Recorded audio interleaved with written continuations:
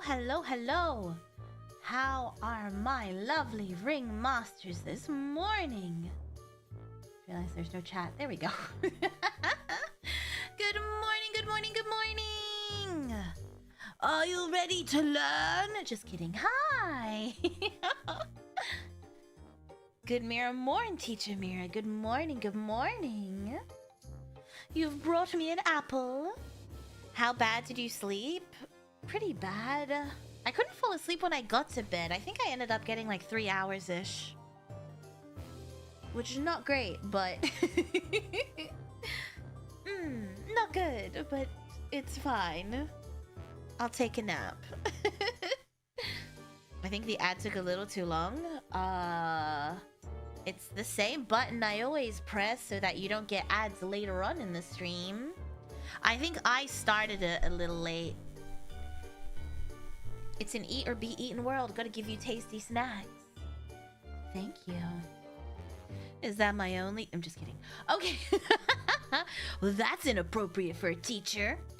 Coming in from 10:30 at night. Good evening.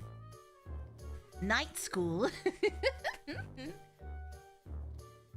I guess for everyone it is night school. But for me, it's regular school. I was going to say morning school, which is just arguably regular school. Regular school. Marquine, thank you for becoming a ringmaster. Thank you. Let me move those alerts to the side. Because they're in the way. There we go. I fixed it. All fixed. There we go. Oh boy. 4:30 a.m. class. What can I say? Well, it's 6 a.m. So 6 a.m. class. Morning school. Night school, morning school. Lord Illidan once said, "You are not prepared," and that's probably true. We're learning about cannibalism. One of the stories has cannibalism in it. Actually, our first one for the night has the stream. Oh, I forgot to fix that. Don't rub my apple suggestively. How dare you? How dare you rub my apple? I'll fix that later. Who are we eating? We're not eating anyone, but we will be learning about people who did eat something. Apple is looking too good. Sensei Mira, how you feeling? Fine. My ears are still blocked, but fine. Don't eat my apple, that's my apple. The apple is bright red and crunchy. I like a crunchy apple.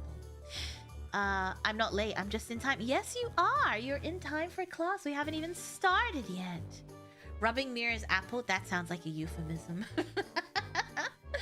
That's a euphemism. Those are some apple fritters, all right. What's an apple fritter? Like, I know what it is, but what is it? Still blocked? Oh, my ears. Oh, yeah. My ears are still blocked, yeah. When I wake up, they're blocked, and then they kind of drain a little bit. And then if I bend over... Oh, missed me. And if I bend over, then they go blocked again. I'm sure it'll calm down eventually. Hopefully. Soon. A donut. Don't you dare give your teacher a donut. Oh my gosh, did you guys hear about the thing? I'm so good. This is why I'm a teacher. Did you hear about the thing? No, did you guys hear about the... thank you. Did you hear about the Noah Beck thing? The TikTok guy? Who's gonna be on the new Baywatch TV show revival? His sister. It was on the news. It was on the actual news. Oh, the guy who burned down the warehouse? No, it was on the actual news. His sister got caught having an affair with her student. She's a teacher. The whole case is quite crazy. She hasn't actually been charged with anything yet. I do believe she's on like probation or suspension or something. But dude, the text messages are so funny. They're making it again. Yeah, they're reviving the TV show. Dude, the text messages are insane because this kid, I use the word kid. He is underage. This kid, is he underage? This person did not give a crap about her. Like, they were obviously banging, but he really did not care about her, anything else. Everyone in age is... Well, I'm wondering if, like, because there's, like, if he's in his final year, he might be 18, right? Noah, Beck, sister.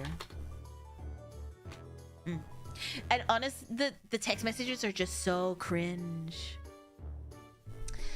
Haley Beck, 27, was fired from her position as a teacher and coach at Centennial High School in Arizona following an internal investigation that found she groomed and had an inappropriate sexual relationship with a student. Oh, okay, yeah, he's 18. She exchanged 4,000 text messages, bought him alcohol and marijuana, and gave him money. And he refers to her in some of the text messages as sugar mama, and she gets upset about it and offended, but she's saying things... And he just doesn't, like, the person she's texting obviously has no interest in her, and she's delusional. And she sent him $630 during a 6-week period. And there was another teacher at that school. And the same student. So he was like, he was getting around. Yeah, the text messages were brutal. They were brutal. I don't hear any music. Do you hear music? I think my ears are blocked. Oh, I can hear it again. Wow! Okay, didn't know they were that badly blocked. Ah, I see. Ow, my ears. Okay, that's fine. I want to get to the text messages. Allegedly, I don't know. I saw this on news.com, so I don't know. .com.au. I don't know if it's true that Noah Beck tried to pay off the student to keep his mouth shut.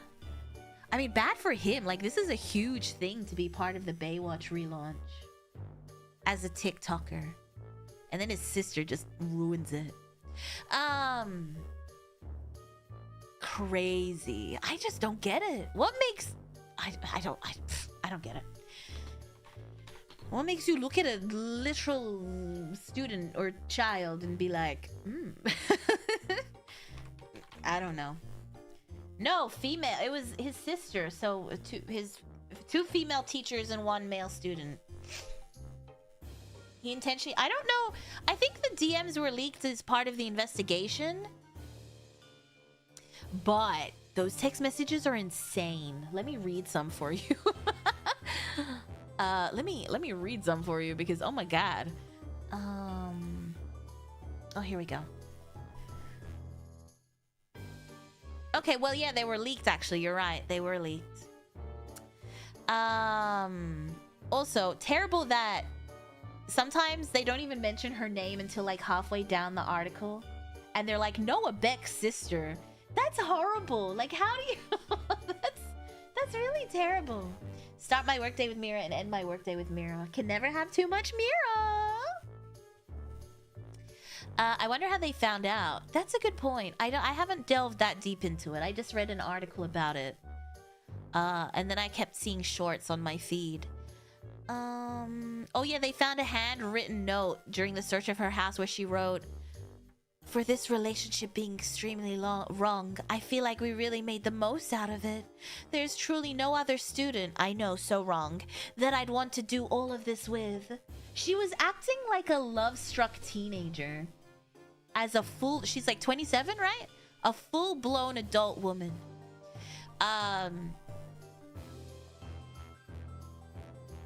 Okay. So... Okay, so here it is. So he goes, "I won't be seeing you today unless you pick me up from the airport and just devour my shit." And then she goes, "I thought I can't see you. You have to get your dad." And then there's it says there are numerous messages coordinating when to pick up so-and-so from the airport. And then she goes, "I don't know how I'm supposed to devour you if I'm driving and dropping you off. And he said, at the crib, out front. And she said, ugh, it's so sus doing it during the day. Because that's the sus thing that's happening. A full what? A grown adult? Okay, all right. I see what I did there. But okay, whatever you say. And then he said, nah, come inside, chill. Car it is. And then she said, if no one was home, then yeah, preferably that. But I guess I'll settle for being a rebellious teen. And then he goes, and then he responds with a laughing emoji. And he goes, yup, like always, a big kid stuck in high school, fucking a high schooler, shit crazy. The world we live in, am I right? And she said, why are you making me feel bad? Like you're getting basically a relationship out of me without the arguments and constant need for commitment and reassurance. So you're welcome. And then he loved that response. And she goes, yeah, and all while you have a girlfriend on the side, but at least you know that I'm not going to start arguments with you randomly. I don't know if this is supposed to be a compliment or offensive. And then he says, it's a compliment. You're just not in a porn star body, that's all.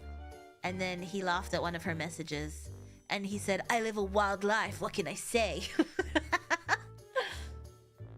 It's obvious she's talking to someone who is still in a teenage mindset. And then he wrote cap, and then she goes, and there's the insult. So the best part of these text messages is he's like emotionally insulting her. He insults her. He calls her fat. He calls her sugar mama. He calls her name. Like, he does not like her. And she's like, give me compliments now. Like, it's just so cringy. You would assume these are two teenagers. Cause she's like, if you're trolling me, I'd cut everything off. Not like us being cool, just my physical services and money services. So I hope you aren't lying to me to keep it up. And then he laughed at that. And then she said, and then he said, nah, I mean, if I was 27 and had a BF that was a cop while I'm breaking the law with my student, I'd probably be conservative with my services as well. And then she responds with, but good thing I can still use my mouth. What the fuck? And then she offers to buy him alcohol.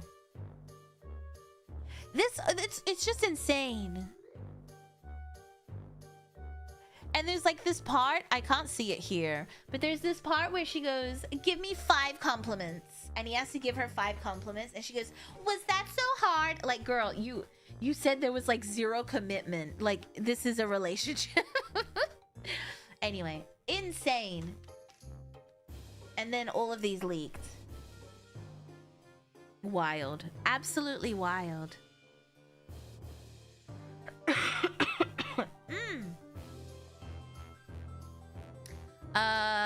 Oh, and then he requests money via Apple Pay and she pays it. Wow. Wow. Insane, insane, insane. Anyway, what a start to the stream. That's your goss from the internet for today. Yeah, it was on news.com and I thought it was such a weird article. Because they do lead with Noah Beck. And I was like, what? I know that guy. That guy, wasn't he part of like the content house or something? Actually, what does he do? Hold on. Noah Beck. I feel like he had something to do with the Paul brothers.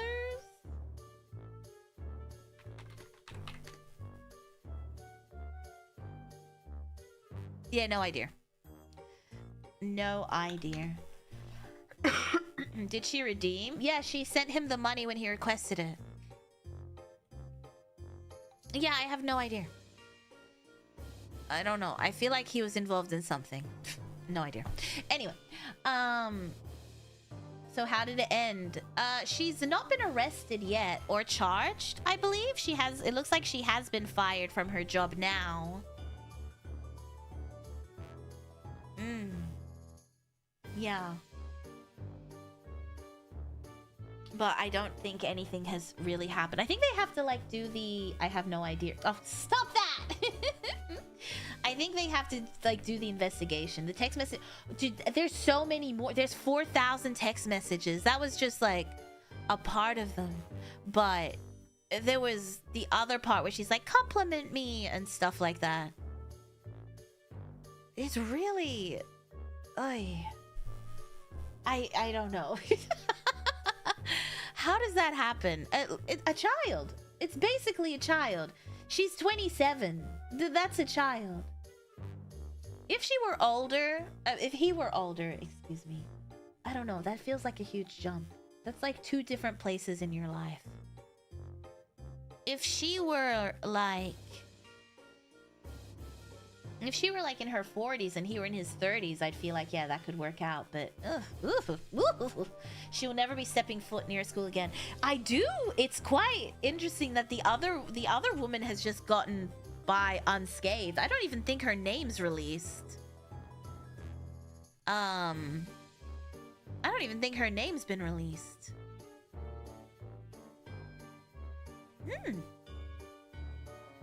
But because Noah Beck's sister. Necromancer, thank you for joining the circus. Thank you. The other woman supposedly willingly stepped down. Oh, yeah, I should hope so.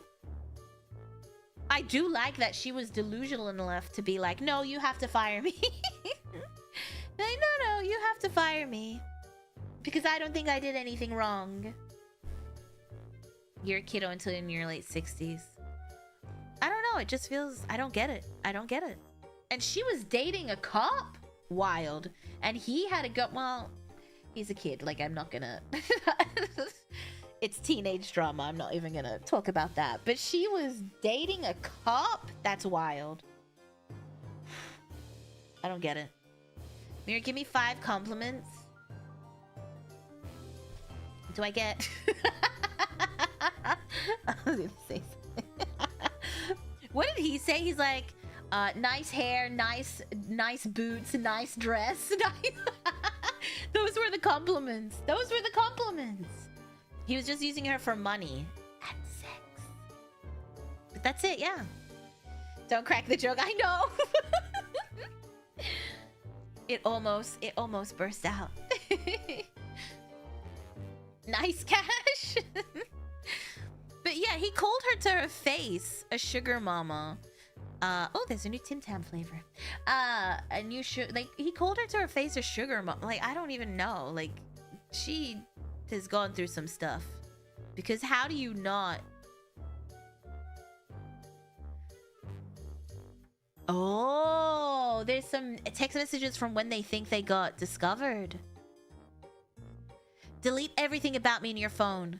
I don't think it's about you, though. I think Miss B in some shit, and they're trying to get me for questioning. And then she responds, everything has been deleted. You do the same, but let me know what it's about. I'm nervous. And then he said, I have no clue. I think she got caught up with some other kids, and they said my name got brought up. He was two-timing the teachers?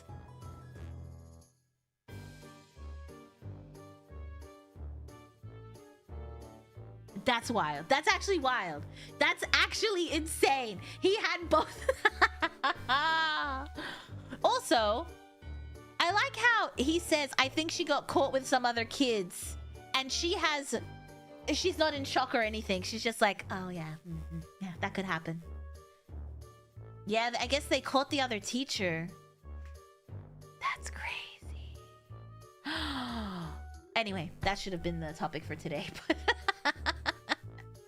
But anyway, never mind. I never wanted to bang a teacher until I was in college. I see. That's nice. Okay. I mean, at least it was in college. Are you allowed to bang your teachers? Isn't it just like generally not allowed because of like the power dynamic? We can save it for next time when more details come out, I suppose. These teachers are the freaky ones. I know. Guys, let's eat Mira. Don't eat me.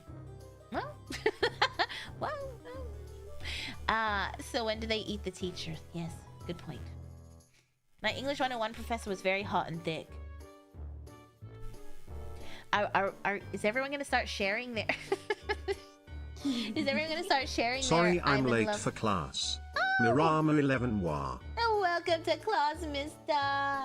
And thank you for being a member. Thank you. or sub. I get confused. Thank you for being a sub!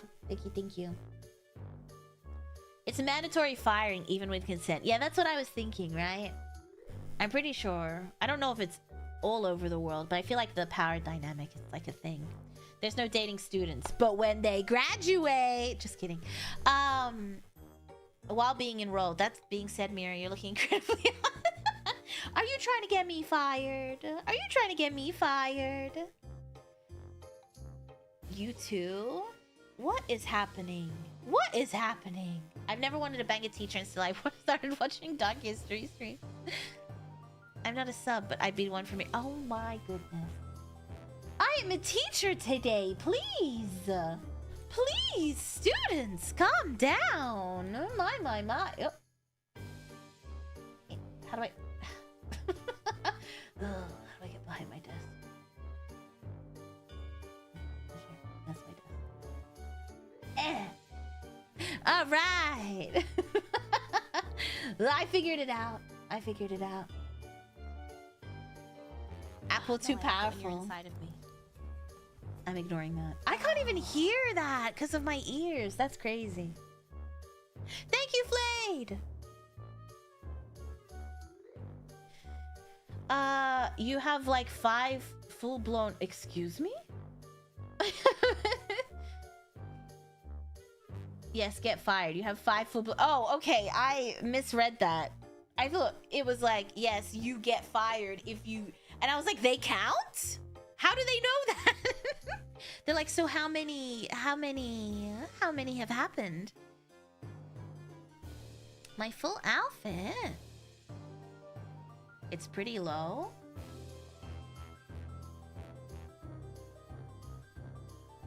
Ooh, I'm trying to pop my ears. I think I've shown my outfit before, no? This is my outfit. My regular outfit. Well, no, I thought that was the limit. I thought you were like, well, if it was 5 times, then you get fired. I'm like, that's a weird thing to count it on. Below 170 centimeters, fired. Well, now that you said it, you have to answer. I haven't blown any students. Thank you very much. Thank you very much. No students have been blown in the making of this dark history.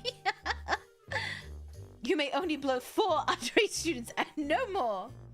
Oh, I was thinking like the same one. Yeah, that makes sense. You need to invest in thicker chest lingerie. No, it's covered. It's covered. You can't see anything. It's a see-through thing. It's covered. Technically covered. Ringmasters are pretty activated today. Yeah, what happened? What happened? What's going on? Night classes bring out.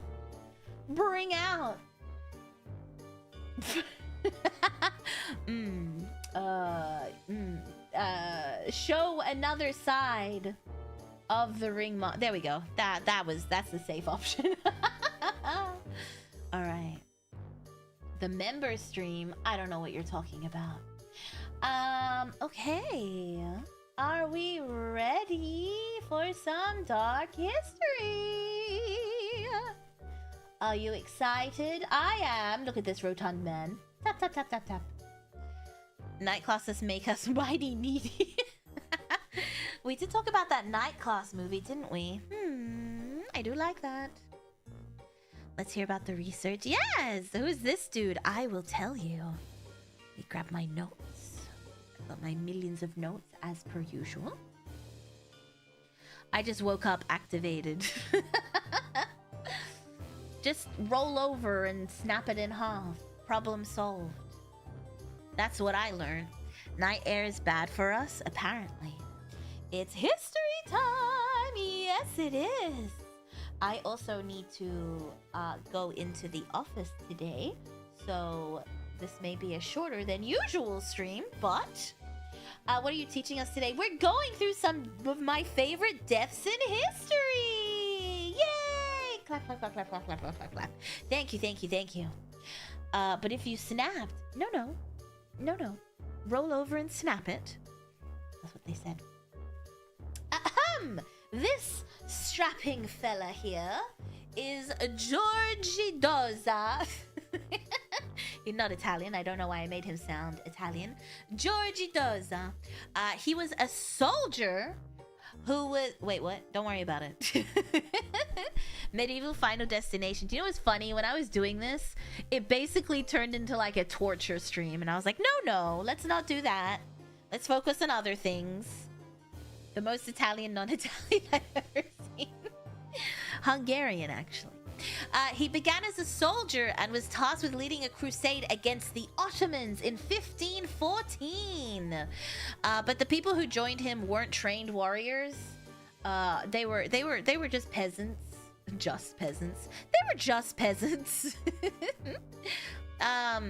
No. There's no man with a roll of cheese. There's a name for rolling onto your front in bed while it's stiff, Mira. It's called a kickstand. Well, I read on Google that you can snap it while doing that. So good luck to you. They were peasants and they were already exhausted from harsh conditions and the oppression from the nobles. Yes, Giorgi Doza. Yes. Oh, I should have added their names. That's on me. Sorry about that. I made the photos last minute. I should have added the names. I wrote them down for me, but you don't have them. So basically, as this crusade was happening, the tension and the anger grew inwards. So instead of fighting like the external enemy, they started revolting against the Hungarian elite. You love to see it. And Doza became basically the face of the uprising. It doesn't sound like he wanted to, but he was leading the troops when they decided to make this switch to hunting the elite, targeting the elite. So he kind of, I guess, took over. Sounds like a guillotine. Oh no, it's much better. Ooh, it's much better. Wait till you hear this. So at first, the rebellion was a success. To answer your question, Jiro, castles were taken, nobles were captured, and it really looked like, I guess, the uprising was going to succeed. But then, the Hungarian elites, nobility, got together and were like, "Hey, we're stronger together." And they were like, "Yeah, I think we are." And then they basically crushed the uprising. And they captured this guy here, Doza. And, okay. So this is, I think I've heard of him before. Yeah, this is my favorite death in history, I think. So, allegedly, I mean, we can't really prove it, I suppose, but they said this is what happened historically. But, you know, history is written by the victors. As you can see in this image over here, this one. Right over here, you can sort of see it happening. They put him on a red-hot iron throne with a heated iron crown right here. Tap, tap, tap, tap. Kind of like to mock, you know, to mock him as a king, quote unquote. And then, and frankly, my favorite piece of recorded history, his starving followers were forced to eat his burning flesh. Delicious. Weird, because I'm sure he was raw. Unless the throne was hot enough to be cooked alive. Also, how do you heat up a throne? Kind of like a brazen bull? I have follow-up questions, as I do in most of these. The crown seems easy enough. You just heat it up and then put it on his head. The throne was a little bit harder for me to figure out how they did that. And then they made the followers eat him because they were hungry, as what usually happens in an uprising. He was a hungry little man. Yes, that's what he looked like before the crown. Do you think it hurt more because he didn't have hair? Perhaps. Maybe with hot water? Do you think that would get hot enough, Murgo? Do you think it would get hot enough? I feel like it would be hot. But I believe they say, let me get the direct quote. A red hot iron throne. So I have to assume it's fire?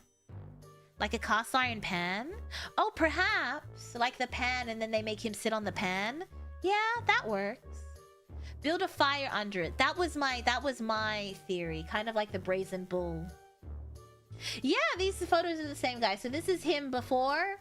And this is I guess an artist rendition of what happened to him. Looks like he's chained to the throne. I mean, obviously, because then he'd just get up. As one would do. Over a pit, perhaps. Perhaps indeed. The crown, I understand. The throne, but yes. Yes. So they burnt him alive and then made his followers eat him. Which is kind of funny that they would keep calling them his followers, because he didn't want to be. And then he just sort of became. They really were murders in the olden days. Well, I guess, yeah, murders in the olden days were so much more creative. Metal turns red at 500 C. Oh, that's not that. I thought it would be higher. Interesting. I didn't know that. But yes, they probably got a car seat and set the heat warmers to 12. My car seat heats up so much in the winter, and I couldn't figure out why my butt was burning. And then I figured out how to turn it off. I think the horse one was my favorite. There's so many good deaths. What an unfortunate role to fall into.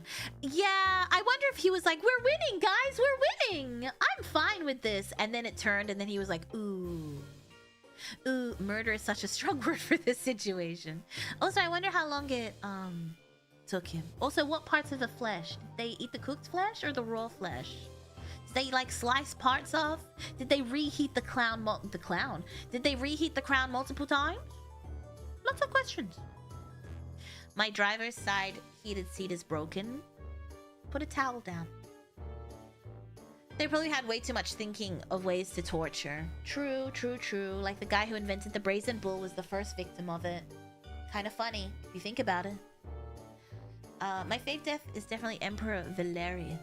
Let me see. Emperor Valerian. Why can't I copy that? Fine. I'll Google it. Emperor Valerian death. He died in captivity after being captured by Sasanian, the Sasanian Persian king Shapur I in 260 AD. Uses a human footstool. Oh, molten gold. Oh, I was gonna talk about this guy with the molten gold, but then I decided not to. Yeah, I was gonna do the molten gold. Allegedly, they forced him to drink molten gold. How did they season the meat? I'm assuming blood, sweat, and tears.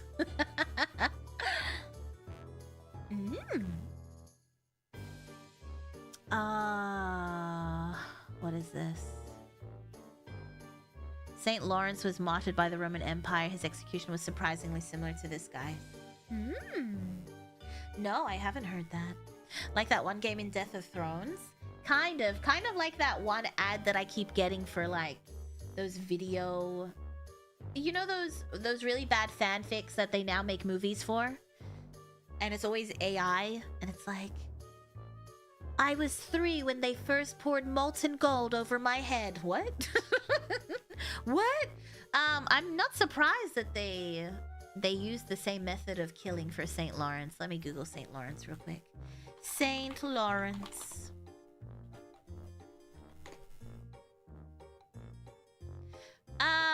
Well, no, he was roasted on a gridiron. I feel like that makes more sense. They didn't eat him. They didn't. Oh my god, he's the patron saint of cooks, chefs, firefighters. That's crazy. They did that man dirty. Interesting. A gridiron makes sense, so it's just like a giant grill, right? Yeah. It's just a giant grill. He's famous for courageously telling his torturers, "Turn me over, I am done on this side." Pff, I don't believe that.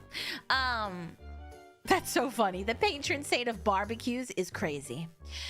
He died at 32 years old. Put him on the gritty. Stop that. Stop that right now. All right, next.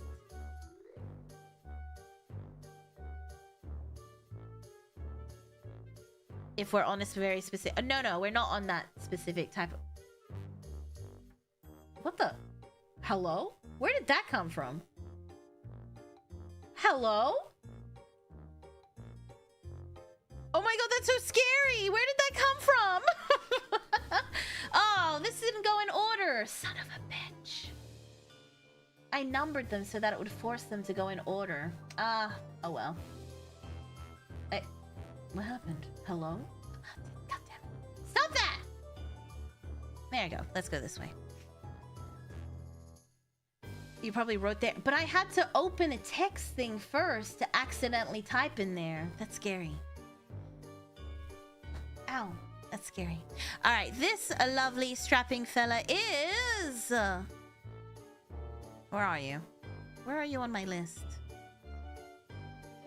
Langley Collier. The stream is haunted. That keeps happening. Rasputin forced you to make him come second. It popped up when you were Googling. That's so scary.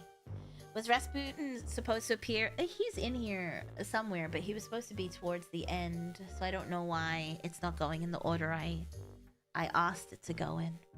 Langley Collier, some of you may know this story, lived in New York with his brother, which was, this is like one of the most extreme hoarding situations ever. I'm sure you may have come across this or heard about this. Their home was was filled with an overwhelming amount of items, mostly newspaper and furniture and other random objects, as one does. And it basically filled to the brim, so you couldn't even walk around. Stop making up innuendos. The stream is haunted. They're always haunted. I also realized Mira's favorite death in history involves a chair. A heated iron chair. I've read about this. Yeah, it's quite interesting. So to navigate the house, Langley, this guy, created narrow tunnels through the debris. He was also deeply paranoid about intruders, and he basically home aloned his house. He made like a series of traps throughout the home, which was supposed to protect him and his brother. But, you know, if you're living there, it kind of makes it dangerous for you. But at some point, he triggered one of his own traps, and he became trapped within the clutter, and unable to escape his own trap, the trap of his own doing, he home aloned himself. He died. Now his brother, who depended on him for care, was left alone and died of starvation. And they weren't found immediately. They were found quite a lot later. They were almost mummified. Well, not mummified, but they were kind of leathery looking when they were found. He did a Macaulay Culkin on himself. Yes. His brother was blind and paraplegic. Yes. Did I not mention that? But anyway, yes, his brother relied on him for his care. What a wonderful... Imagine home aloning yourself. I guess the paranoia gets to you. Let me see if I can get you a photo of his house. Langley Collier. Oh, here you go. This is a great photo of his house. I'd like to... Wait, no, this one has a booby trap on it. Oh, never mind. Doesn't have a booby trap. I lied. Here is a photo of their home.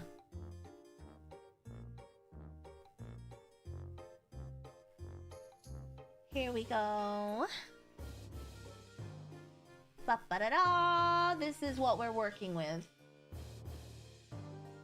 Why do people like to hoard newspapers? Every time I watch Hoarders, there's always newspapers. What's so good about them? I wonder why. Also, fire danger. Good lord, yes. So it was packed. It was packed to the brim. It took them ages to clean that shit out.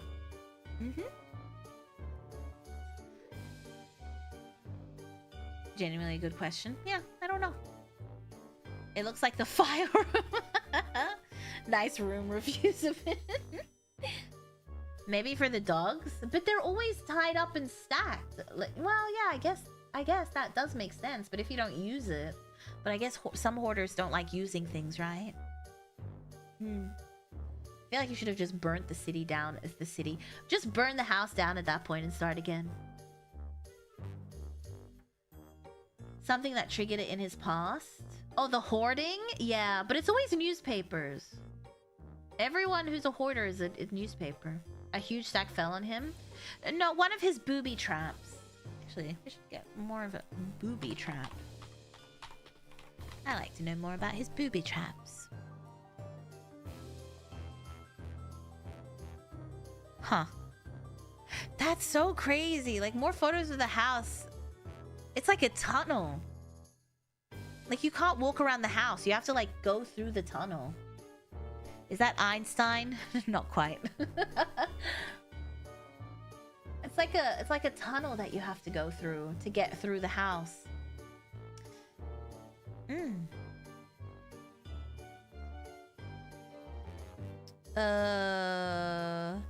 Yeah, police theorize that Langley was crawling through the tunnel to take food to his paralyzed brother when he inadvertently tripped a booby trap he had created. I feel like if I was an intruder and I walked in and saw this, I would turn around and leave. I wouldn't continue. I'd be like, yeah, no, I'm good. I'm good. It was specifically a booby trap that collapsed the tunnel. Yeah, I feel like as an intruder, I wouldn't deal with that. He had a lot of tunnels because that's how they moved through the debris and walkways. I don't want to do Cleopatra now. Yes, we can do Cleopatra. Cleopatra is one of my favorite topics. Obvious answer. This is literally some doomsday level plotting, and for what reason again? Paranoia. Yeah, paranoia. They were locked up for like they locked themselves away for like 40 odd years or something. So they were not used to people after a certain amount of time. The trash enough would deter intruders. Exactly. I'd open the door and be like, yeah, I'm good. Closed door. Closed door. Cleopatra! Yay! Most of Cleopatra's stuff is mostly alleged. Once again, a lot of ancient Egyptian history was edited edited to suit whoever was ruling at the time. She was the last active ruler of the Ptolemaic kingdom of Egypt. And she was highly educated and politically skilled. She spoke multiple languages, I love Cleopatra, and managed complex diplomatic relationships, and worked constantly to preserve Egypt's independence during a time when Rome had its oily little, greasy little fingers ready to take it over. The Greeks had a field day writing Egyptian history. They certainly did. So did Jada Pinkett Smith. Disregard. Her relationships with Roman leaders were not just romantic, they were strategic. She was a smart lady. First with Julius Caesar and later with Mark Antony. Mira Bonk. I'm sorry! I always think about that. Damn, Mira. Sorry. Cleopatra aligned herself with powerful figures to maintain her position. After Caesar's assassination, she supported Antony in his rivalry against Octavian, the future Augustus, which ultimately led to a decisive conflict. Netflix. Despite what people think, Cleopatra and her family are all Greek. More so Macedonian, not native Egyptian. I like how Netflix just allowed that to happen. They were like, yeah, no, we will platform misinformation. They were like, documentary? No, this is a fictional series. Was there a game? Excuse me. Wasn't there gaming the system to her advantage? I read that she showed up in a boat covered in gold. I mean, I don't know how true that is. To impress the Romans, and it worked. I mean, it seems like the Romans were easily impressed. And easily unimpressed. When it's so bad that a whole country sued him for it. She was more Greek and less Egyptian than most of her followers. One of their source material is literally their grandma. It would definitely impress me. We will spread misinformation, not even for free either. One of their source materials is literally... Oh, like Jada Pinkett's grandma. I never watched it. I was like, this is ridiculous. Can't just be out here rewriting history. I get it. But I don't feel like you should rewrite history. There's other awesome people you could have made documentaries on. Cleopatra controlled the majority of food exports to the Romans. Great power to yield. Wield, not yield. Great power to wield, absolutely. Following Antony's defeat and death, Cleopatra faced the reality of capture by Octavian. The Romans did have this. They used to like to parade the people they won against through the streets of Rome. Also, lots of people were. There was a lot of Cleopatra graffiti, like Cleopatra's a slut, showing up in Rome. Octavian really turned everyone against Mark Antony and Cleopatra to quell uprisings. Exactly, kind of like Vlad the Impaler. Are we talking about Vlad the Impaler today? I don't know. I wonder. I'm not sure. But yeah, it was their favorite thing to do. But yes, Octavian. So allegedly, she knew that the Romans were coming after Mark Antony died. She knew the Romans were coming for her, and she didn't want to be taken and made an example of. So allegedly, accounts state that she chose to take her own life, most famously by allowing an ass to bite her. Some historians question this, suggesting that she probably used poison. She did seem kind of dramatic, so I wouldn't be surprised if she did get the snake. Be like, make it dramatic. Oh, a snake. Oh yeah, Vlad is in the thumbnail. Then yes, he's definitely in here. You're right. I forgot. I've had so many. I've went through so many iterations of this list. Mark Antony has abandoned Rome for the whore Cleopatra. Yeah. He now darkens his eyes with soot like a prostitute working the docks at night. Yeah. Yeah. And they were leaving this stuff painted all over Rome. Graffiti. I like that they had graffiti in Rome. So most recent theories, mostly from Cleopatra's Final Secret, which the Ringmasters know I adored that documentary when it came out, suggested that Cleopatra may have been deeply concerned about how her body would be treated after death, particularly the possibility of it being displayed or desecrated in Rome. So according to these theories, there may have been secret tunnels and alternate routes connected to her palace. So here we go. They have found a temple that's basically gone, but they found artifacts that show that it may have been Cleopatra's temple.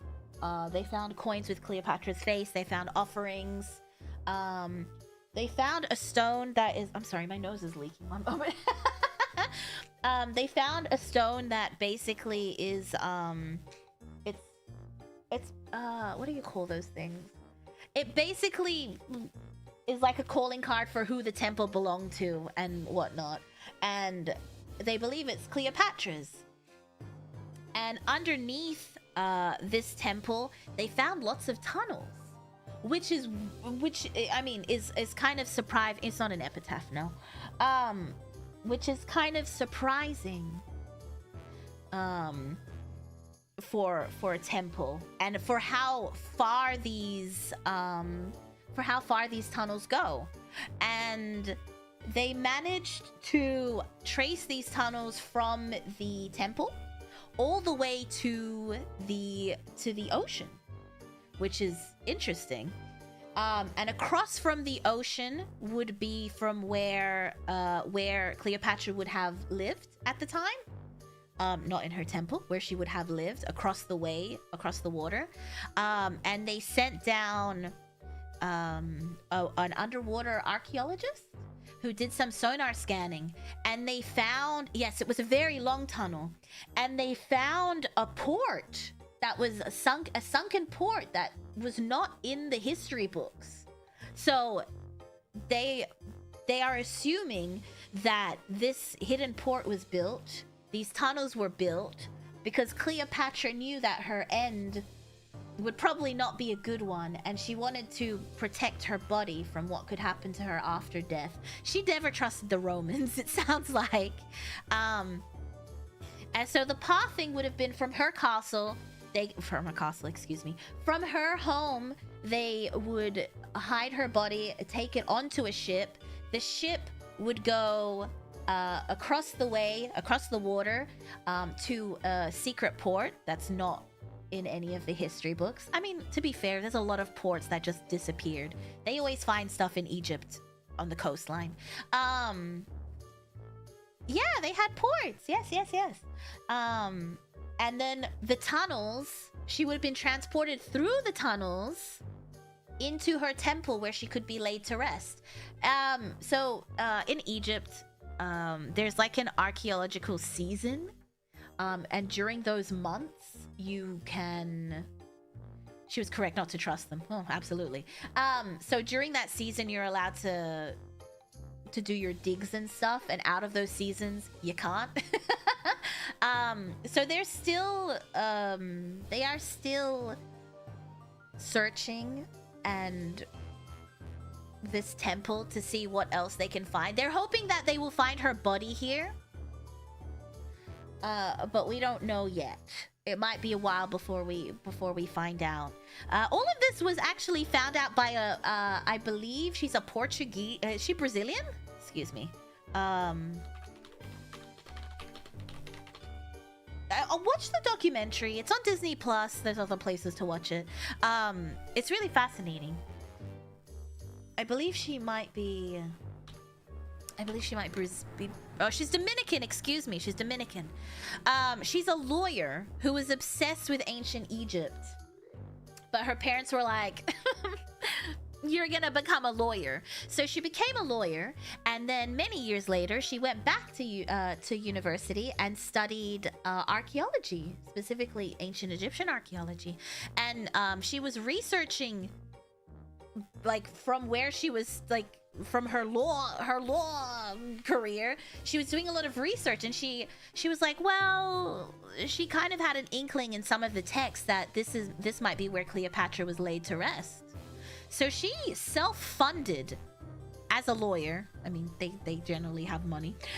She self-funded a dig after she had to beg for approval, which is also quite interesting that they approved it. They did interview the guy who runs the archaeological government thing in Egypt, and he basically said she was so passionate I couldn't deny her.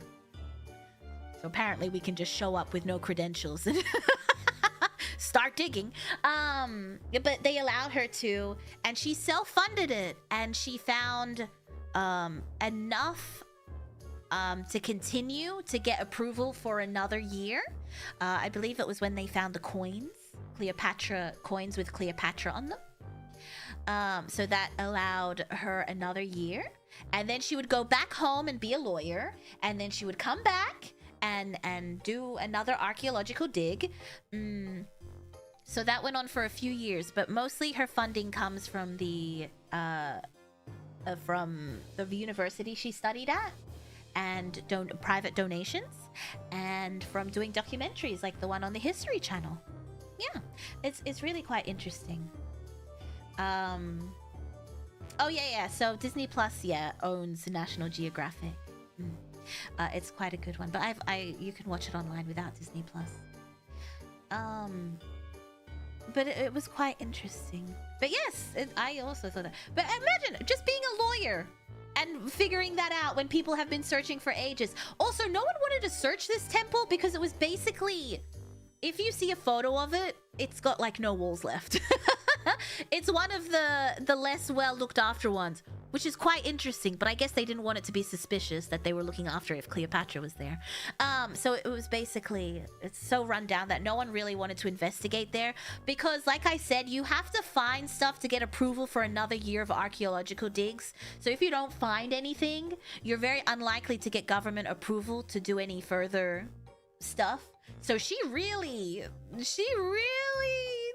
trusted herself.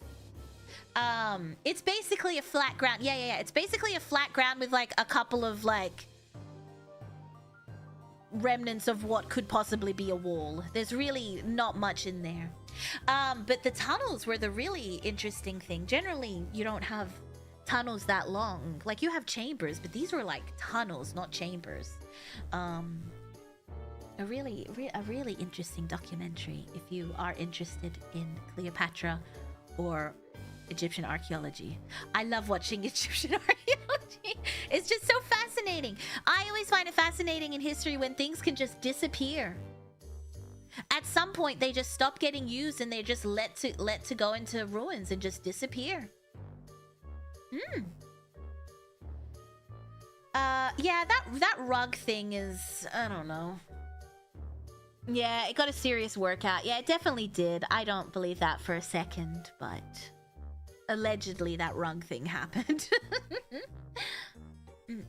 Flat like my booty. Kind of wild how someone with a different background from archaeologists and historians was able to find all this. Yeah, it's really quite interesting, and she managed to get a lot of people aboard.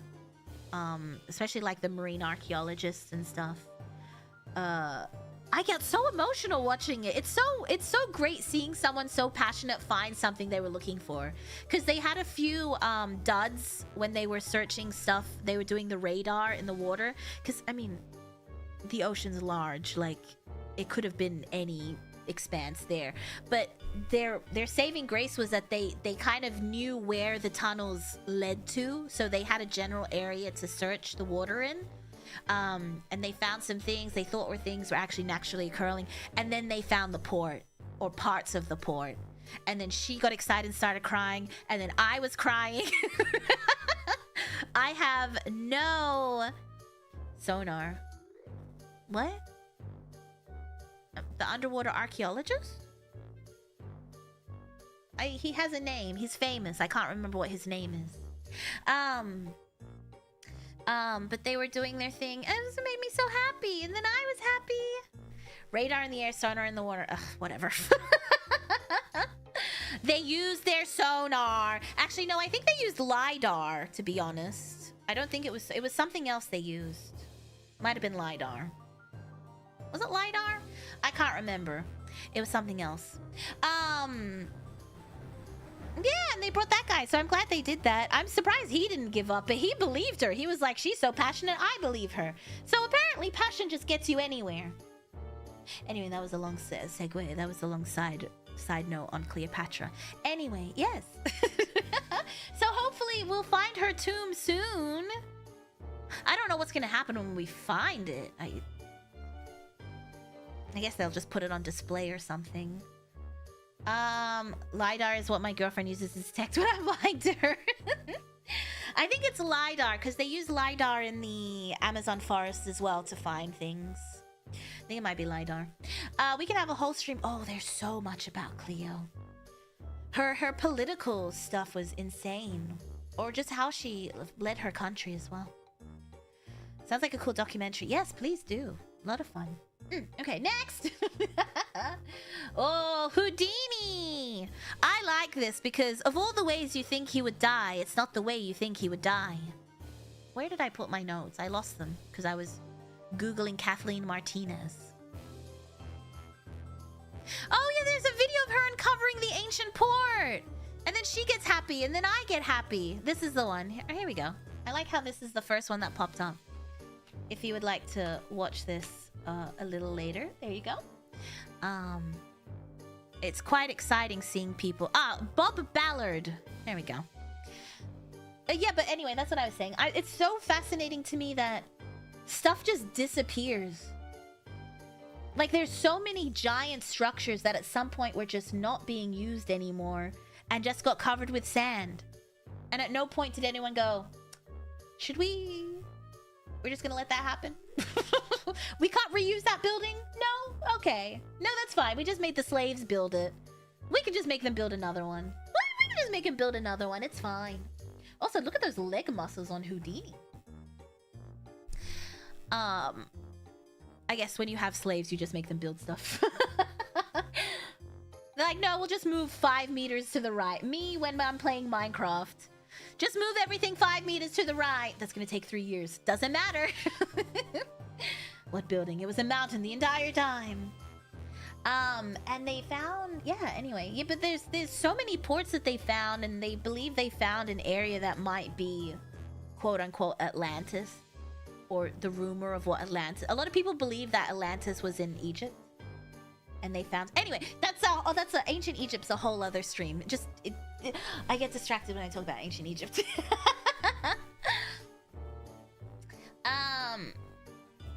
Okay. Harry Houdini!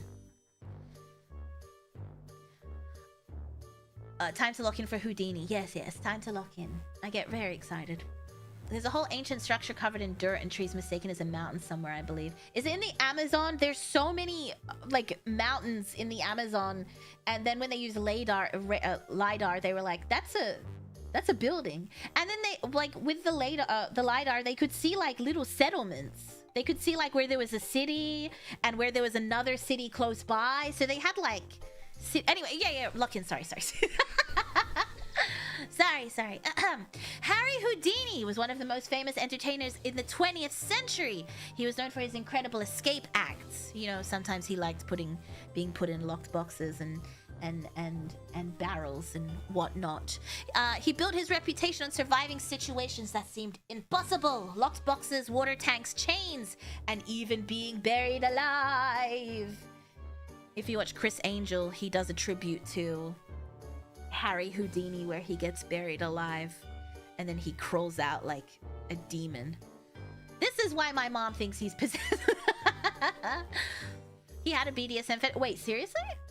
Like for realsies? Or my thing died. Like for realsies? There we go. I'm alive. Doing it for the love of the game. His drowning jar escape act was terrifying. So many of... Oh. Yeah, I can't watch them. I can't read about them. I'm claustrophobic and I don't like water. A lot of his acts were nightmares to me. Imhotep. Thanks to him, torturing yourself to escape is somehow considered magic. I believe they're called escape artists, not magicians, technically speaking. Magicians are something entirely different. So one of his lesser-known routines was allowing people to punch him in the stomach to demonstrate his physical resilience. What a fun act! The real-life MacGyver. I did used to like that show. But I don't think he'd pick a lock with a piece of gum. But I can see why. However, this depended heavily on him being prepared. Like, you know, when you like clench your stomach muscles like my brother does. He'll like clench his stomach muscles and be like, punch me! And I'll be like, no. And then I'll punch him in and be like, you're too weak. I need to find someone stronger. And I'm like, fuck you too. So in 1926, a student approached Houdini and without giving him time to brace, he struck him multiple times in the abdomen. Getting punched, yeah, tensing your muscles and getting punched is a thing, which I just feel like is a thing that dudes do. I don't know. So shortly after, Houdini developed severe pain and he ignored everyone's advice to go see a doctor and continued performing. Apparently his appendix had ruptured, leading to peritonitis, which ultimately caused his death. While not instantaneous, the chain of events was directly linked to that moment. So, you know. Yeah, you would think that he died like in the water. Oh, I think there's some other escape artists that have passed away doing underwater escape feats or something went wrong. in the ocean, I think specifically, right? Which I think is a weird place. Just get a tank. But yeah, dying from a punch is... Harry and his wife are fascinated with... I know this is true! I love this part of this. This is actually true. They were obsessed with mediumship and after-death communication. They had a secret code number that only 2 of them knew, and they agreed after one of them died, they would request spirit mediums to contact them. Yes, this is true. He was obsessed with this. To be fair, it was the 1920s. I think late 1800s into the early 1900s, everyone was obsessed with mediumship. Sometimes you would just have like medium parties where everyone would sit around a parlor table and you would contact the dead for funsies. Ouija boards. Well, Ouija boards, pre-Ouija boards.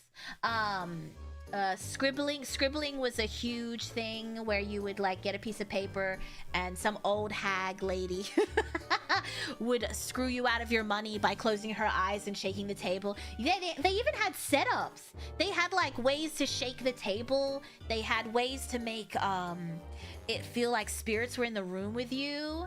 It's really quite... Yeah, that's another... That could also be a dark history stream. New skin unlocked, clown teacher. We could go into that into another stream. I do enjoy that.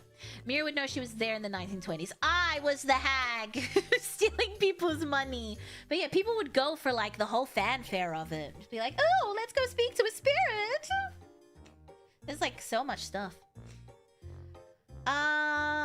Is the title in reference? Yes, it is. We just spoke about him actually. We did speak about George Doza. I need to blow my nose again. What's happening?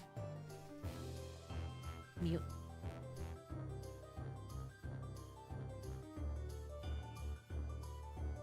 Ahem! Next, we are talking about... Where did I put you? Alexander Bogdanov. I like this one, and you'll see why. The mediumship today is the spicy AI. Yeah, I got the reference. Yes, you did. Alexander Bogdanov was a Russian physician, philosopher, and revolutionary thinker. Back when thinking was a job. This is not Rasputin. This is Alexander Bogdanov. In the early 20th century, he began experimenting with blood transfusions, believing they could rejuvenate the body and potentially reverse aging. This man was obsessed with the fountain of youth. Another from my unusual death list. This guy's great. Yeah, he is. We're not going too much into people's backstories, but nowadays thinking gets saved for AI. I love how thinking was just a, you know, Bogdanov. No, it's spelled differently. It's spelled Bogdanov. Sorry, my mistake. No, that's okay. We will talk about Rasputin a little later. He kind of reminds me of who's that? Is he a millionaire, billionaire? That rich guy that's trying to reverse age himself, and he used his son's blood. That ties into this. So he believed that blood transfusions could help rejuvenate the body and reverse aging. And he conducted multiple transfusions on himself, and he believed the results were positive. You know, claiming improvements in energy and health. However, medical knowledge at the time was still developing, and really the risks of transfusion outweighed any benefits you could get, because they weren't really checking the blood. So in 1928, Bogdanov performed a transfusion using blood from one of his students who was carrying diseases such as tuberculosis.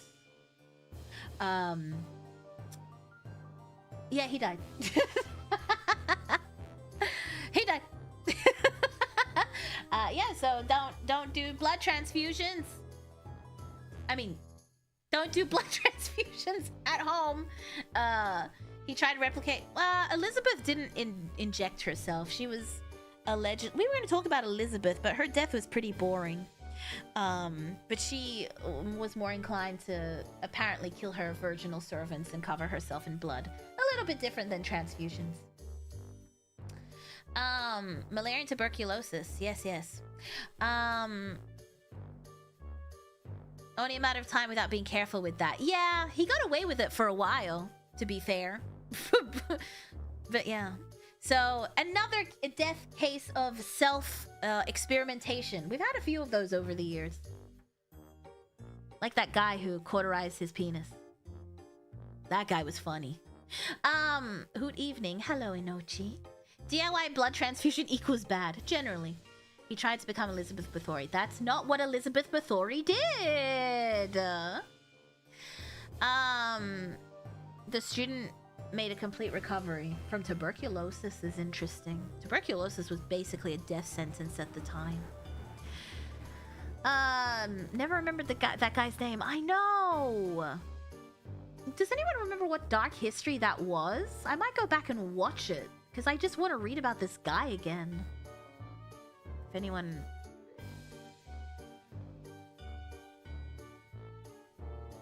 I feel like it was just like an obscure side... I feel like it was a side tangent. So that's why I can't remember what dark history it was. I think there was only one members one. It was an underwear one. I don't think he was in the underwear one. Or maybe he was. Maybe he was in the underwear one.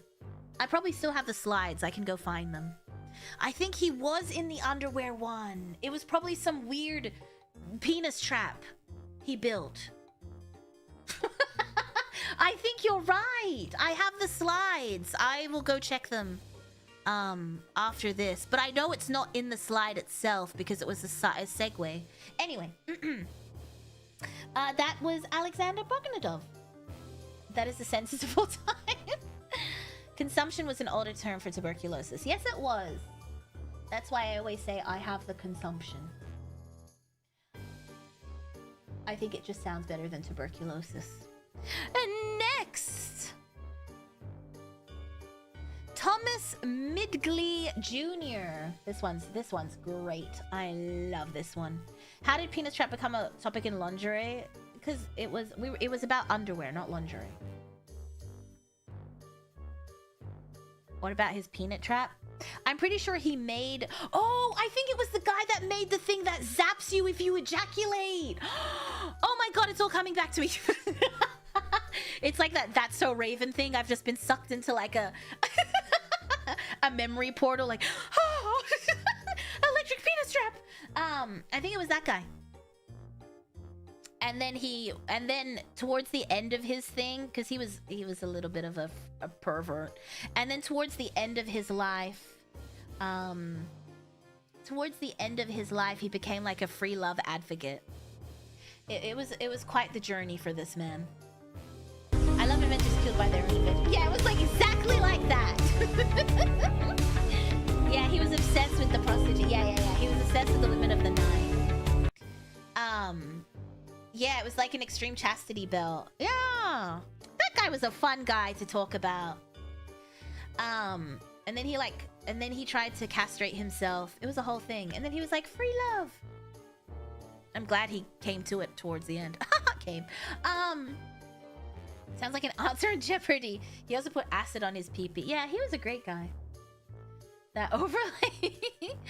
And thank you, Flay. That's exactly what happened when I remembered. Just whoosh.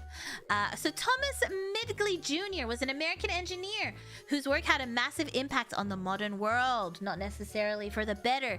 He had a key role in developing leaded gasoline, petrol, and, oh god, I hate this word, chlorofluorocarbons, CFCs, which you may have heard about.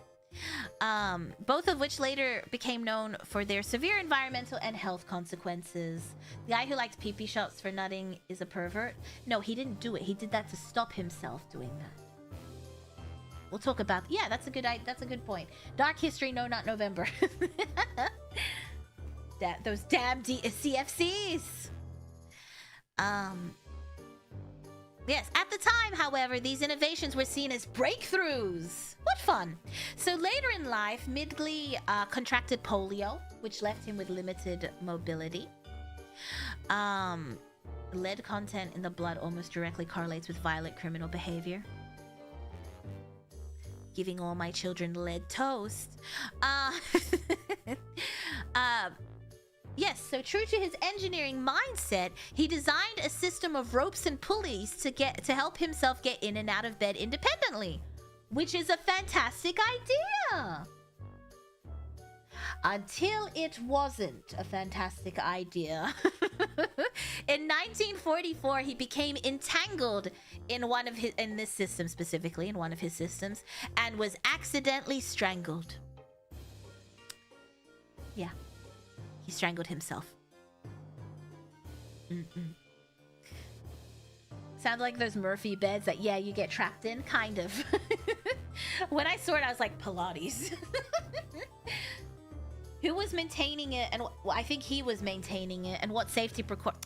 It was 1944, Jiro. Safety precautions. You're so funny. I can see where this is going. Yes. So he tried to not November. Oh my gosh. Not this guy. A different guy. OSHA wasn't a thing. What's wrong with coffee? Who said there was something wrong with coffee? I don't drink coffee, but I'm assuming it's fine. But yes, it's he tried to make his life easier, but unintentionally killed himself. Yes. Oh well. Next, Final Destination ass death. I feel like it's very much a Saw type of death. You just get tangled up in the web and just yeah. We have two that are quite similar, actually. They would be back to back. But I suppose we'll talk about Adolf Friedrich of Sweden. Was it accidental? Yeah, he was trying to get in on that auto asphyxiation. So Adolf Friedrich ruled Sweden in the 18th century. Though his political power is limited compared to earlier monarchs, he's often remembered less for his political journey and more for his extremely unusual circumstances of death. He's kind of infamous because of it. Adolf. Adolf is a normal name, okay? We can't just stop calling people Adolf.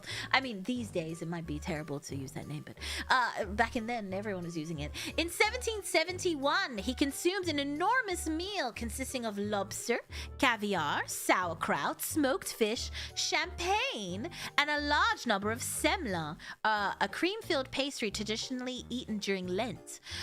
Reports suggest he ate at least 14 servings of these desserts after the main course. He doesn't look like a rotund man. He died shortly afterward, likely from digestive complications related to overeating, gout maxing.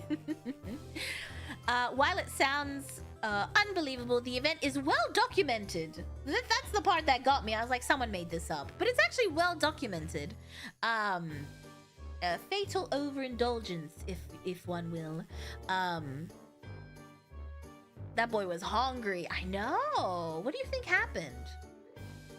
Internally, what do you think happened? Like, people don't name their kids Judas. I love the name Lucifer, but you can't name your kid Lucifer. I think it's such a pretty sounding name. His stomach ruptured, perhaps. Jesus, dude liked desserts a lot. 14 is crazy. I was like, lobster, caviar, sauerkraut, smoked fish, champagne already sounds like a wild meal. 14 servings of pastry? It would kind of be... I wouldn't be surprised if he had a heart attack, but they do say digestive, so they probably know it wasn't heart attack related. A sin of gluttony, absolutely. Now let me see if I can find... Oh, actually, that worked out very well for us. Henry I of England. Both of these are related. Hi, Mira. Hello, hello. Henry I of England. He was the youngest son of William the Conqueror and wasn't originally expected to rule. But he actually was quite a capable king, which everyone was a little bit surprised by. I assume the scene from Monty Python's Meaning of Life. Did the things react in his gut? I guess we'll never truly know, but we know he did eat way too much. This one is better than the other one for sure. He strengthened royal authority, reformed finances, and maintained relative stability across England and Normandy. Isn't that fun? He was considered one of the better medieval rulers. We can talk about that another time.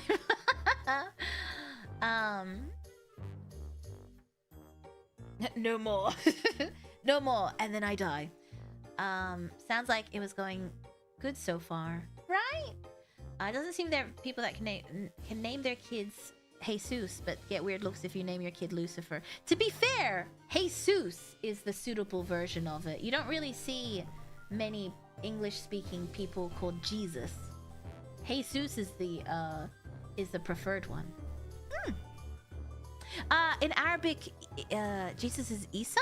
Isa is a pretty popular name in Arabic as well. It's just the English version of Jesus that's not a popular name, which is interesting. However, his death in 1135 is widely linked to something much less impressive: food. Now you know why I said that.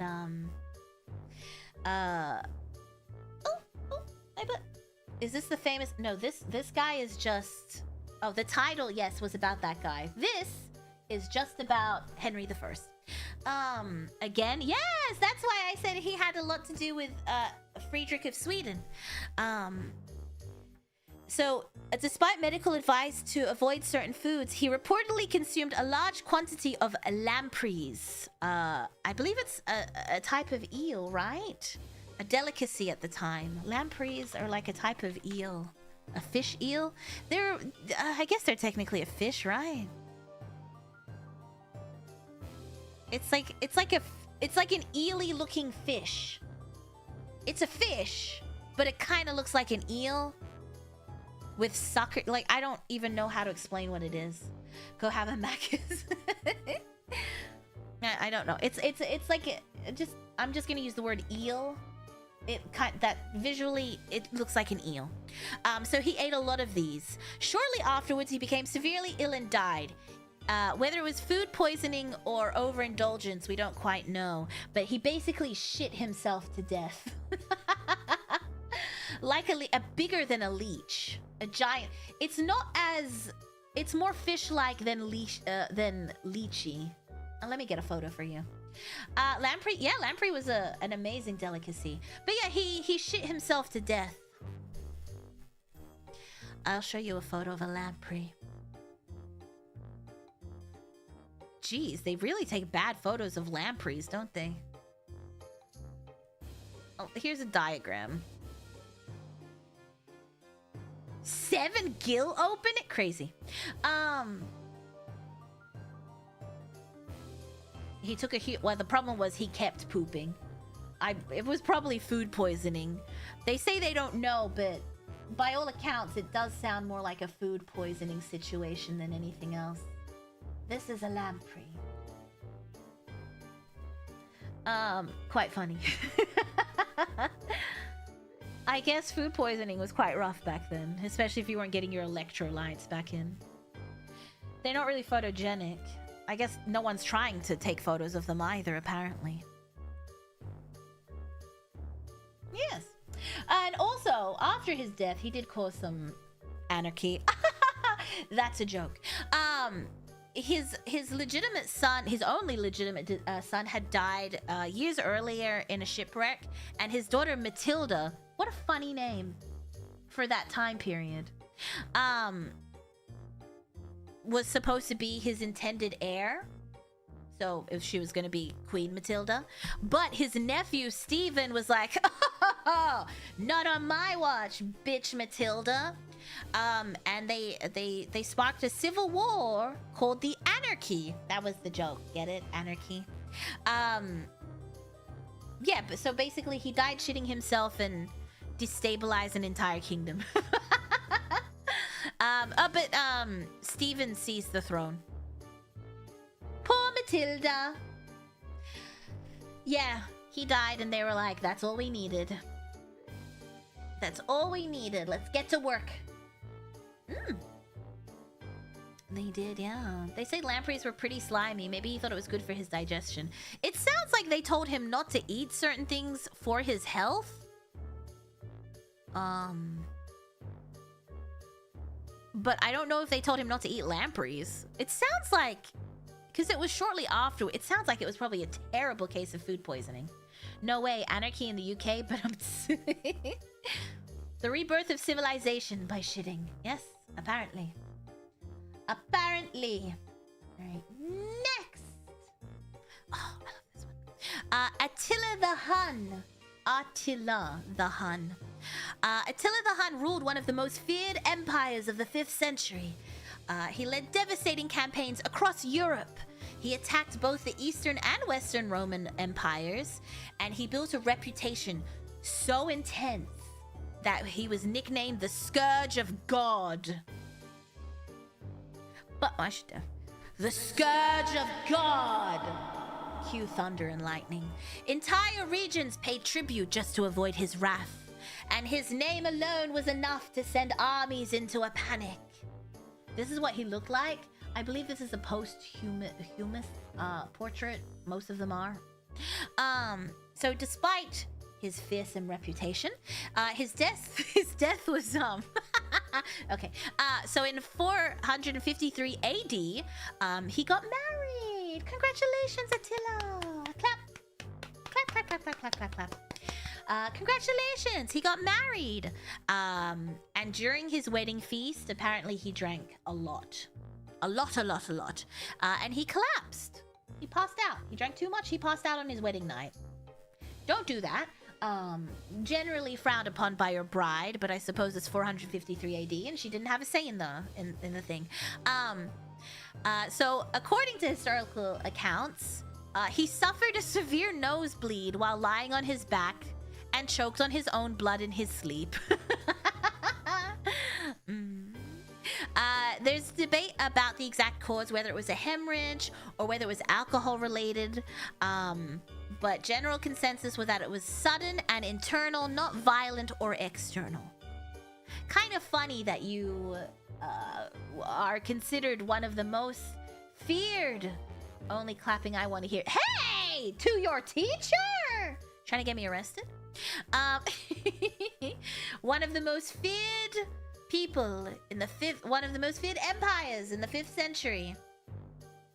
And then he died from a nosebleed. To be fair, if I was his bride and I saw that happening, I'd just roll over. You just hear... I'd be like, roll over and hope he dies. Be like, fingers crossed. Bring monsters every day, nosebleeding. Hey, I don't know. Maybe she wanted to marry this man. Perhaps she did. But if she didn't, I'm just saying, if it was the wedding night, I assume she's in the area. And I don't think you would die silently. Unless she was also very drunk, perhaps. But you wouldn't choke silently, you know? Oh, thank God. Yeah, exactly. He's making gurgling noises and she's like, Oh no! In the morning. Oh no, my husband is dead! I can't believe it, I heard nothing! Meanwhile, she was staring the whole time. Go ahead and roll over. Or she wasn't allowed to touch him or something. It's the wedding night. I presume she was. Or she could get help, surely, but... the stream just switched to 140. That keeps happening to me. Every time I go to a stream, it's in 144p. 144p. It's in like ridiculously. It looks like a toaster, and it doesn't go back to normal. I don't know what's up with that. Anyway, yes. So he ruled the 5th century and then died by nosebleed. Next. Oh, I guess we're up to rest. Oh, I guess we're at the... Wait, what happened to Vlad the Impaler? Ah, I forgot to put him in the list. Well, Vlad the Impaler. Let me grab a photo of Vlad the Impaler. Vlad the Impaler. Oh my God! Okay, that just gave me the porn star. Vlad the Impaler. I knew I forgot something. That's why I was like, is he here? I feel like he's here. It's because I didn't give him a... I didn't make him a slide. That's why. I didn't know if he was in here or not. Vlad the Impaler, before we speak about Rasputin. Vlad the Impaler, one of my favorites. He was a craftsman at what he did. He was a craftsman at what he did. Refresh. Vlad the Impaler? Oh, yeah, there's a porn star called Vlad the Impaler, which I found out about last night. That sounds like I was... During the member stream, I was like, surely there's a... It doesn't matter. It doesn't matter.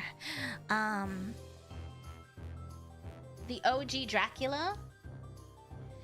Yeah, they say Dracula is partially inspired by Vlad the Impaler, and Elizabeth Bathory. I think Elizabeth Bathory is called the first female Dracula. Vlad was a very scary man. Gooey, thank you so much for the follow. He was a very scary man. Where are my notes? Control F. Vlad, where are you, my man?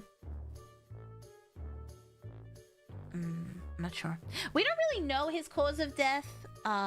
We believe his head was... We believe he was beheaded and his head was sent back to a kingdom. Let me see if I can find that. But Vlad the Impaler was very good at impaling people. He had perfected the art of impaling. He managed to impale people and avoid his avoid the vital organs. So you could be impaled for hours, perhaps days. Quite remarkable. He was also known to chop off body parts and send them to people. The original mafia. But honestly, the impaling is the impressive part. He was believed to have died sometime in 1476. He died near Bucharest.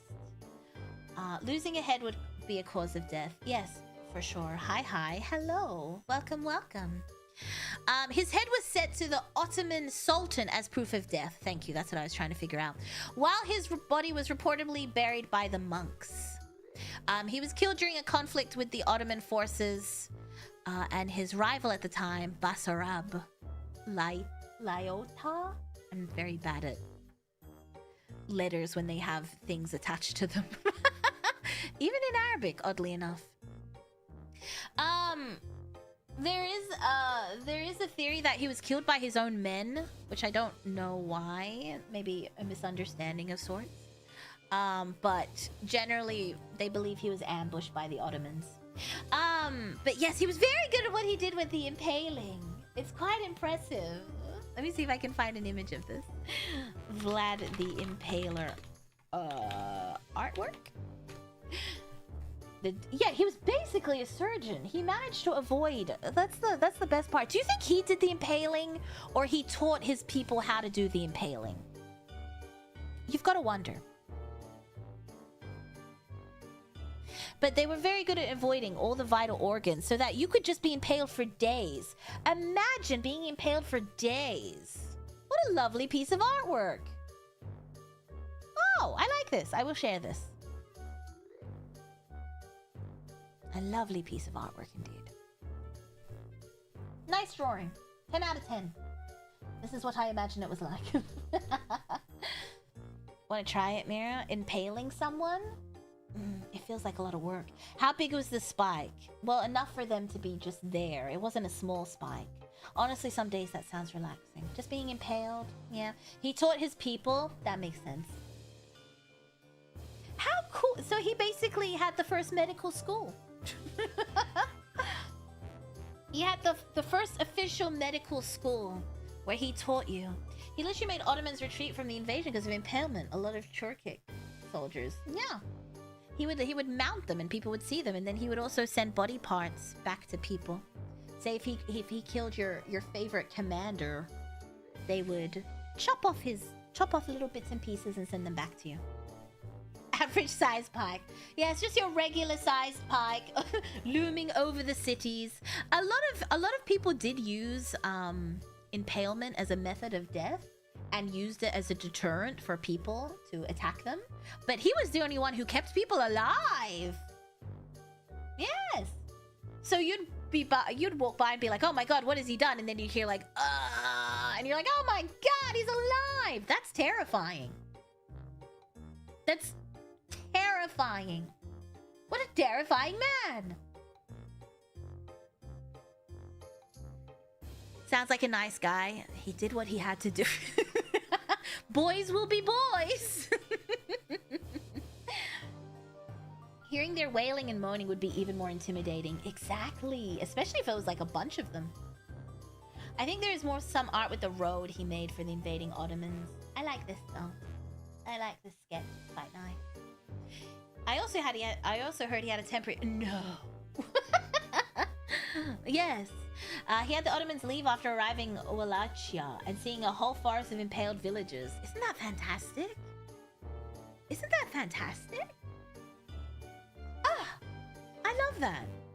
Imagine being impaled in shoulder and just wailing from on top of a stick. Exactly! That's so gruesome and alarming. And they probably had to hold you down while you were being impaled. Ah! There's so much. There's so much. This is the part where you run away. This is the part where you run. Ah! Methinks my mans has a couple of issues. I mean, you had to be a ruthless war monger. You had to be a ruthless leader back then, or a ruthless army. Turn back lest you meet my fate. I know, isn't that terrifying? I'm getting chest pain from this. The other famous Vlad I know catfishes men while masquerading as a woman. What? Looks like a great place for a romantic date. Be like, I love the sound of people screaming in the morning. Do you have a lover? Vlad the Impaler. Lover. He had a lover allegedly named Katerina Siegel from Brasov, whom he fathered several children.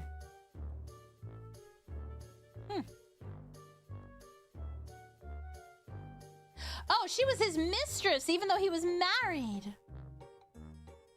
So many mistresses to keep track of. Everyone was just out here banging everyone. Allegedly, she lived out her life in the monastery.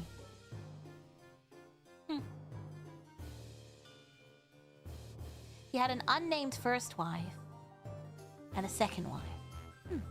Interesting. But there's no proof that Catherine existed, so they just made up Catherine and 5 children for tourism purposes? I believe it. I believe it. Probably thinner pike, so it went by the vital organs, but it might need to read more into that. Yeah, I would assume so too. But technically he is royalty, and Catherine was a weaver's daughter. Your army gets cornered on a cliff. It's either jumping or getting captured by Vlad. I know my answer. I'd be like, look at my boobs, they're huge. Surely you want me, right? I can be another mistress. If I was in that, I would not be opposed to using my feminine wiles to get out of that. Call me Cleopatra. Call me Cleopatra. Unnamed first wife worries me. It was the queen. I love how we all just started chatting intensely because Vlad came up. Truly based community. I like that too. Everyone loves Vlad. He is fun. His first wife is unnamed. I believe she's just unnamed historically. It does say she's related to someone. Vlad the Impaler first wife, but his name doesn't ring a bell for me. Different guy.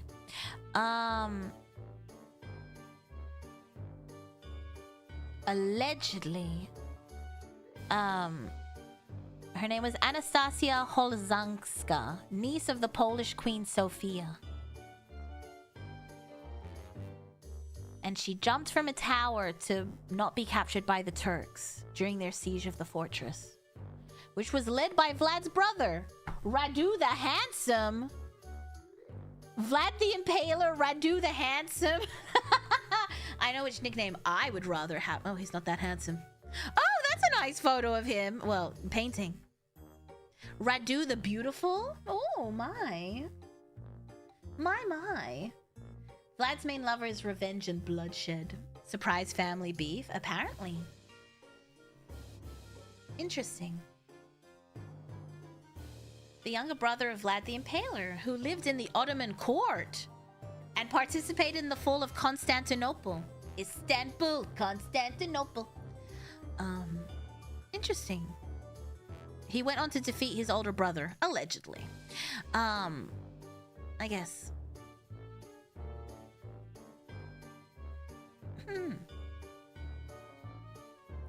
What? Okay. Vlad the Impaler's brother, Radu the Handsome, ended up converting to Islam, apparently uniquely as ruling voivodess of Wallachia. Wild. What an interesting storyline. They should make a movie. Have they made a movie about this? I'd watch a movie about this. This sounds badass. I'm mostly interested in the impaling, to be honest.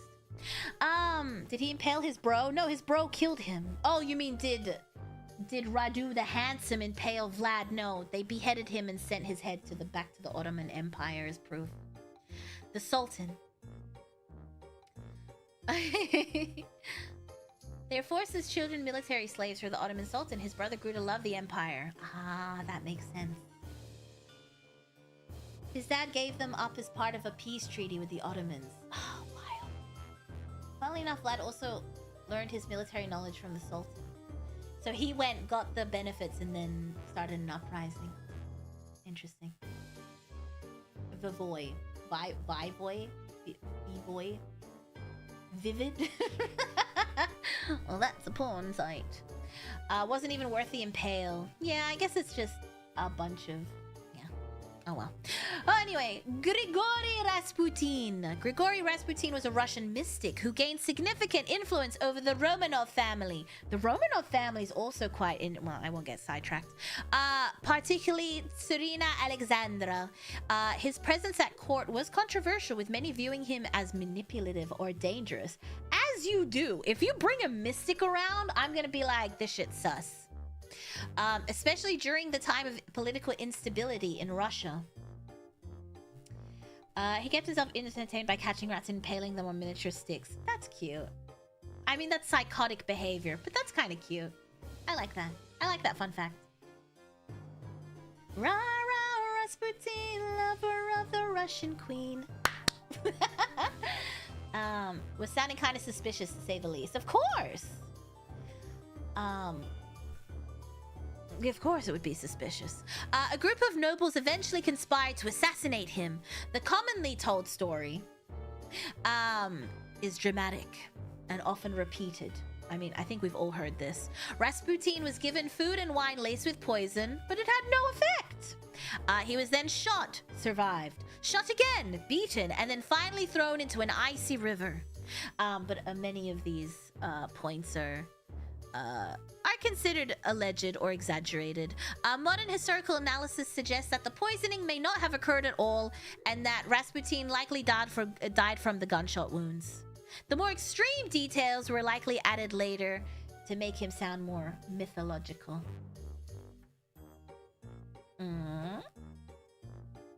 He survived multiple attempts, allegedly. Allegedly. Called into work today, my mystic told me to. Cold and sick. Started a war, the mystic told me. Thank you for the follow, Holy Warris. I died, but I lived. It remains one of the most famous death stories in modern history. It blurs the line between documented events and legend. Yeah, he probably just died from being shot. He survived a gunshot blast to the balls. Isn't there like that thing about his dick? Apparently, he was a wonderful lover. I believe one of his kids came out.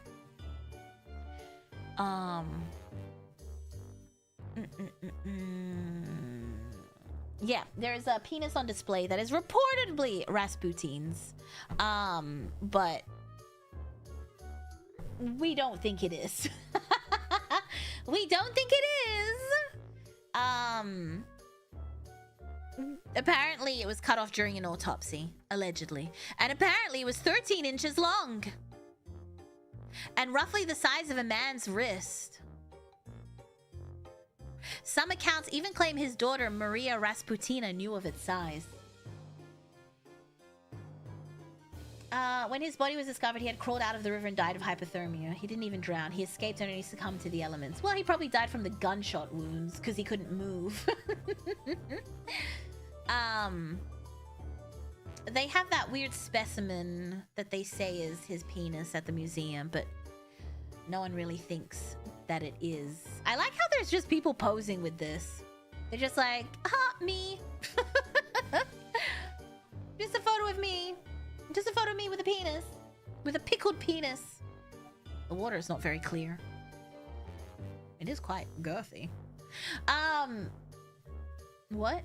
Well, you don't know of this part of the story? This is the part of the story that I knew.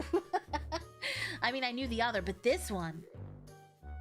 They found water in his lungs, so he was still trying to breathe when thrown in, apparently. Well, it just looks like there's a few contradicting notes of what happened to him. I wouldn't be surprised if they just tweaked stuff. It was back in the day, and you could just go to the autopsy guy and be like, oh. You can visit Einstein's brain, Rasputin's penis, Galileo's middle finger, and other human historic curiosities. Felt cute might be executed later. There's not that many photos of. Oh, it's because I spelled penis wrong. There we go. I was like, wow, not that many photos. A lot of photos. He's so creepy. Do you think he hypnotized people? Again, this might be one of those things where I know I feel creepy about after the fact. But I feel like he was just creepy looking in general. I feel like he's a little creepy. While being immolation. The cremation attendant said his corpse literally sat up. Okay. Alright. Well, that's obviously not true. He looks shady. Yeah, there's just something about him that just doesn't feel right. I don't know. And in like all of his I can't show you this photo because his penis is in it. But in all of the photos, he looks like a creep. I don't know.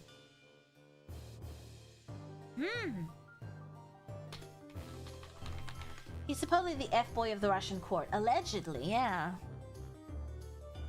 That is true.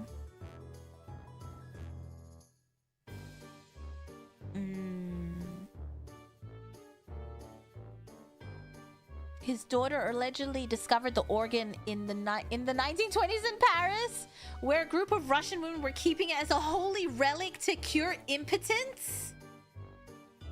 It was a 13-inch monster that Maria sold in the 1970s when she needed money. The object frequently... So what? She just barged in on the Russian women and was like, give me back my father's penis! Is an insane sentence to call out to anyone. You're like, I want my father's penis. And she sold it in the 1970s. It's been displayed in museums. The Museum of Erotica. I've always wanted to go there in St. Petersburg. Oh!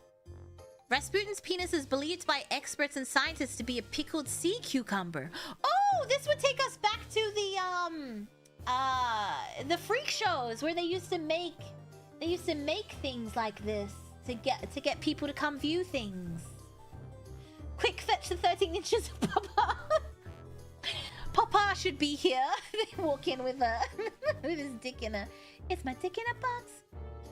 We don't know if it's a sea cucumber, but scientists believe it probably is a sea cucumber. I do think it's kind of weird to chop off his dick and put it in a thing. I don't know. No, not the papa again. He just had the willpower which allowed him to climb to power. A holy relic, huh? Fake as usual. Are we sure he's not just hanging out with some hobbits and elves? How many donuts can you fit on it? A lot. I'm looking at it right now. A lot. I would guess Krispy Kreme donuts? I don't think it's a sea cucumber. Well, actually, no, I can see... Well... Yeah, it might... Well, the tip leads me to believe that it might not be a sea cucumber. And the hair on it. Although, once again, they were quite good at doing this in the 40s and 50s. And the 20s. Mostly the 20s. In the 1920s, they were big on making replicas of weird things so that they could be sold. Or to sell tickets to come view them. Like the mermaid and stuff like that. So I wouldn't be surprised. Yeah, I was gonna say, they probably... Yeah. I mean, to be fair, looking at the skin, I can see why it kind of... The sea cucumber thing came up. It does look sea cucumber-ish. Now that I know that. But it's also preserved skin. And also, like, if it's not Rasputin's penis, whose penis is it? You were still young. Yes, I used to go to the freak shows and look at the fake mermaids. It's a whole thing, like double-headed ducklings. Most of those taxidermied are fake. Two-headed ducklings are quite rare. Getting taxidermied or pickled animals with extra appendages is quite rare. It's not you know, impossible, but they are quite rare. Generally, once they do x-rays, they just find it's just two separate ducks that have been sewn together or something. There used to be a great show. Oh,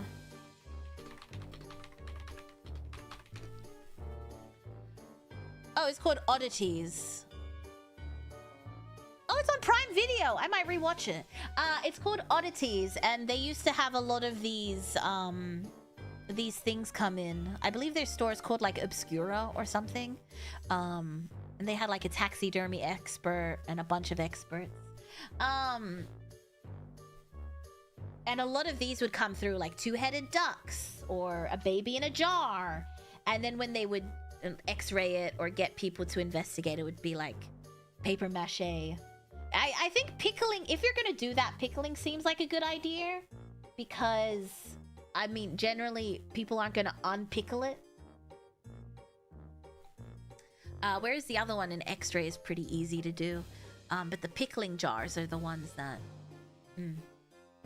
Anyway. Anyway, after all of this. Yeah, it was a great show if you're interested in oddities and stuff. There was some cool stuff that came through. There was a heart with like a... I've spoken about this. You know the heart with the gunshot wound through it? That was owned by a doctor? Yeah, that was from this show. I love oddities. I'd love to own a bunch of them. Just want a haunted house at this point, apparently. It's the guy! It is the guy! It's my dick in a jar! Helena starts playing. I mean, hello. Hi! Welcome, welcome. Yeah, good show. Prime Video. Good to know. They also have Last One Laughing on Prime Video. I didn't know there were so many. I didn't like the Irish one. But the British one has been my favorite so far. Mira's Fun Haunted House. Just hide it from Zach Bax. I'm gonna spend the rest of my life trying to outbid Zach Bax. Oh, it's not in Australia. Fuck you. God damn it. Vintage embalming equipment sounds cool. Wish I had a deck in a box. Hey, nothing's stopping you. The only thing stopping you is yourself. Think about it. Take a second. Matter of fact. Sorry. Zach, yeah, Zach is my forever rival. From all these deaths, which was your favorite? I love the Iron Throne one. George. How do you think you say that? George? It's old-timey. Georgi Dosa. Let's go on a date to the Mutter Museum of Medical Oddity. Oh, I love medical oddities. I love that. No, but I do like that. Is this the end? This is the end. When I was a young boy. And that was the end of our... Oh, God. Oh, God. He won't go. And that was the end of our class. Thank you for coming to Historical Deaths.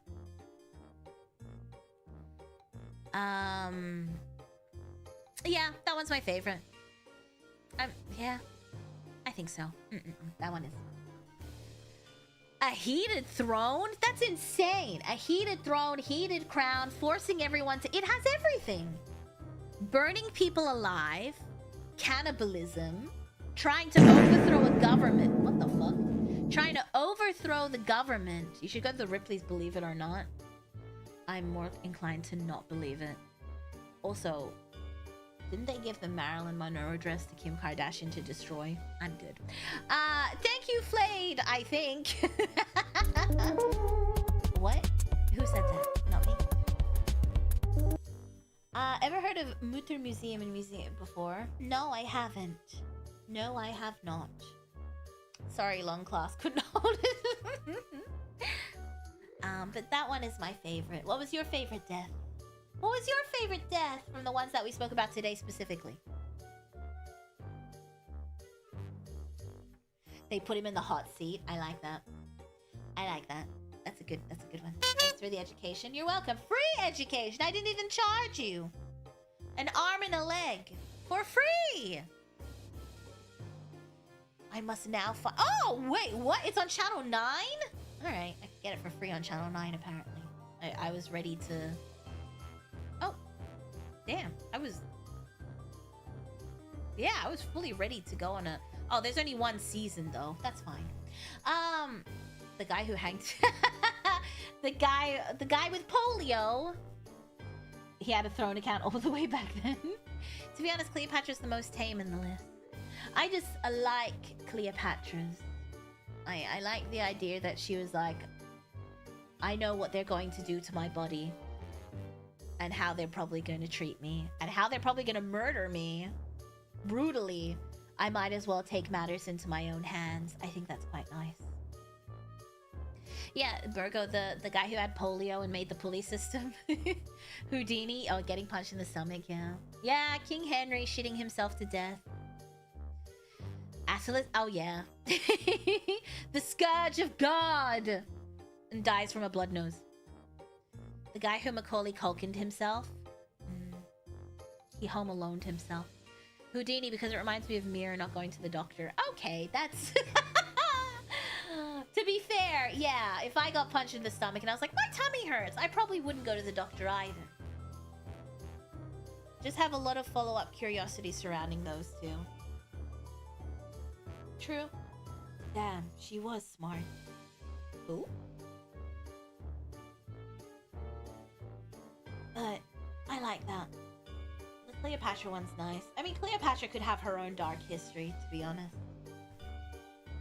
She went through a lot. Don't forget your meds. I have to take them in a couple of hours. But I do need to leave the circus in an hour, so I have to go do my hair and makeup.